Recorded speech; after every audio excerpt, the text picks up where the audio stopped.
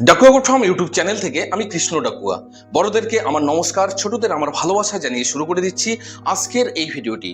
আজকের এই ভিডিওটির মধ্যে আপনাদের দেখানো হবে আমাদের নতুন ফার্মের উদ্বোধনী অনুষ্ঠান।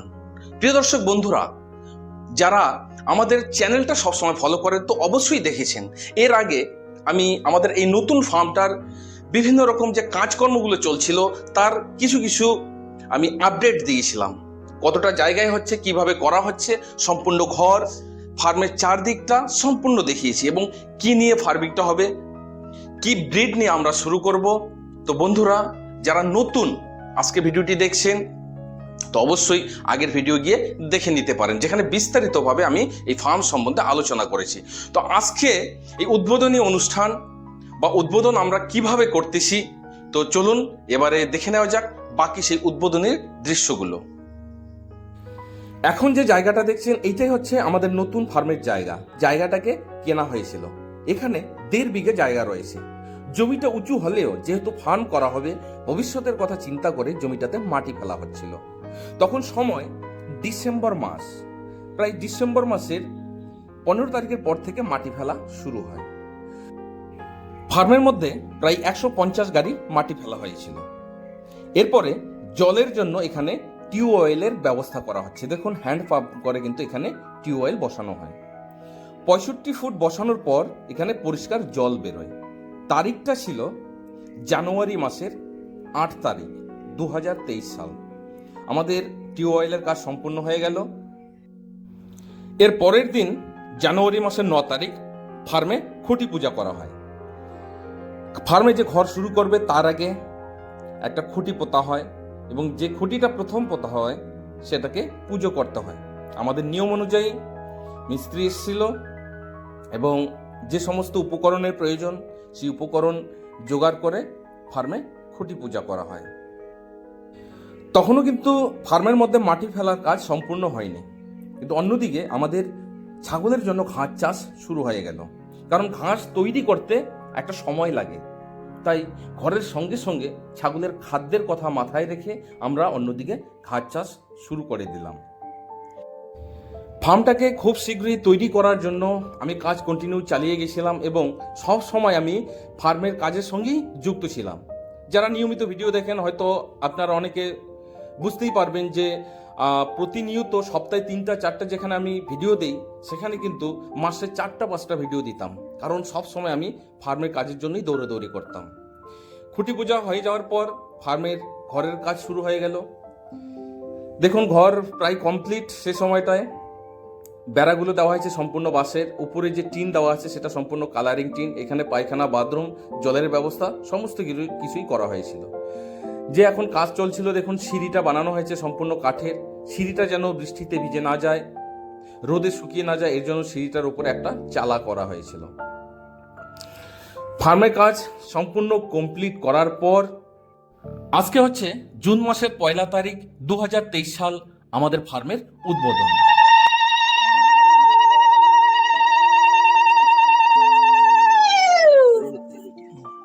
আমাদের বাড়ির যে কোনো কাজ বা আমাদের যে আত্মীয় স্বজন রয়েছে তাদের বাড়ির যে কোনো কাজ বৈষ্ণব মতেই করা হয় এবং আমার দাদু নিজেই বৈষ্ণব, তাই ফার্মের উদ্বোধনটাও বৈষ্ণব মতেই করা হচ্ছে।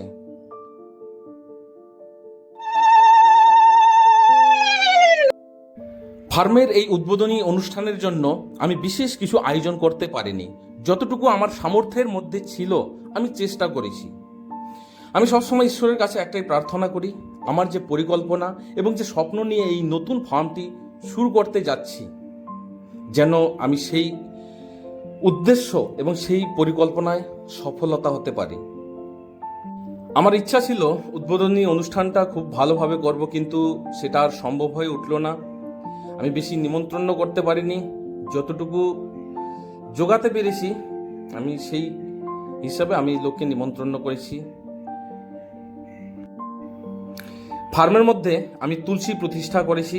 যেহেতু আমরা হিন্দু এবং হিন্দুদের নিয়ম প্রত্যেকটি বাড়িতে তুলসী গাছ স্থাপন করা জরুরি, তাই এটা এক ধরনের বাড়ির মতোই হয়ে যাচ্ছে। যেহেতু এখানে ফার্ম, এখানে লোকজন থাকবে বা আমিও হয়তো থাকবো মাঝে মধ্যে।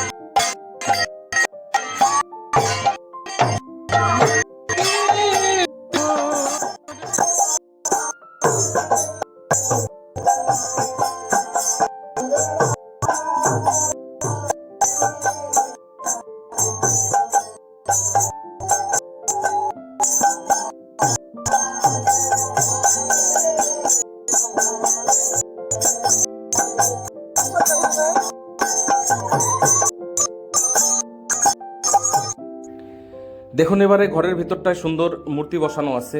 এখানে রয়েছে গোপাল, রাধা কৃষ্ণের যুগল, এখানে অনেকগুলো ঠাকুর।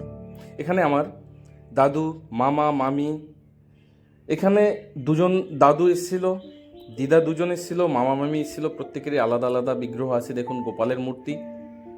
তো আমাদের যে আত্মীয় গোষ্ঠী, অধিকাংশ আমাদের আত্মীয় গোষ্ঠী বৈষ্ণব সম্প্রদায়, তাই আমাদের প্রত্যেকটি কাজ বৈষ্ণব মতেই হয়। এখন এই ঠাকুরের সেবা হবে, এরপরেই কিন্তু আমরা যাদেরকে নিমন্ত্রণ করে নিয়ে এসেছি প্রত্যেকেই প্রসাদ বিতরণ করব। এইদিকে আমাদের যে হিন্দুদের ধর্মগ্রন্থ ভগবদ্গীতা, সেই ভগবদ্গীতা পাঠ হচ্ছে। এখানে অনেকে বয়স্ক যারা রয়েছেন বসে বসে সেই গ্রন্থ পাঠ শুনছেন। আর একদিকে দেখুন ঠাকুরের যে ভোগের আয়োজন সেটা চলছে, অর্থাৎ এখানে রান্না হচ্ছে। রান্না হওয়ার পর ঠাকুরকে ভোগ দিয়ে এরপরই যে ভোগ আরতি, অর্থাৎ ভোগের যে কীর্তন, সেই ভোগের কীর্তন হবে। হওয়ার পরেই কিন্তু সবাই প্রসাদ পাবে। দেখুন এখানে ঠাকুরের সেবার কাজ চলছে।